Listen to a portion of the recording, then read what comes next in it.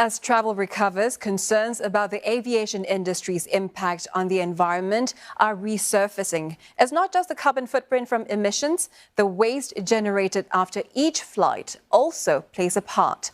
So how are airlines looking to deal with such waste? And what can passengers do? Avril explores. Ever wondered how much food or packaging waste you actually generate when you fly?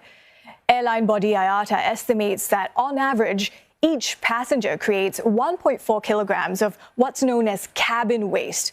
This can include leftover food, plastic wrapping from blankets, or whatever you toss in the bins.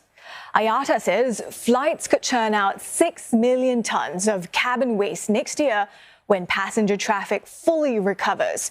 That's enough to fill about 11,700 Olympic-sized pools.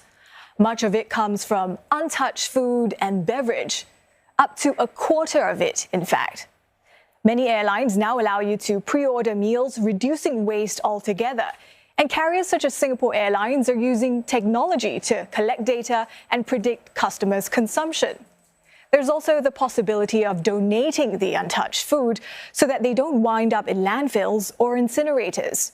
But IATA argues that existing international rules make this tricky. So over the last 20 years, we've seen an expansion of international catering waste regulations for international flights all around the world. Now, these have been put in place primarily to protect animal health, a handful of diseases, not human health. And this means that for many areas, we cannot reuse, recycle, donate, or even biotreat the waste that's on board.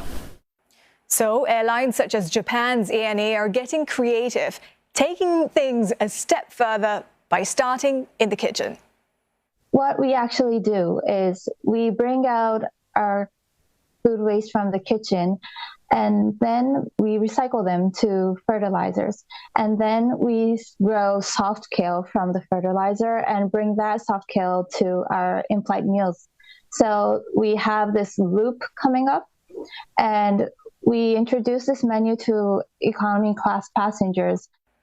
Cutting down on packaging is also part of the solution, but airlines say this is easier said than done. Things are different up in the air, and the packaging is needed to keep blankets clean, food fresh, and customers happy. Plastic alternatives could also mean trade-offs on costs and weight. Still, environmental groups say the industry's search for alternatives is too slow and fragmented. If you get all the players to work together, they could change the system.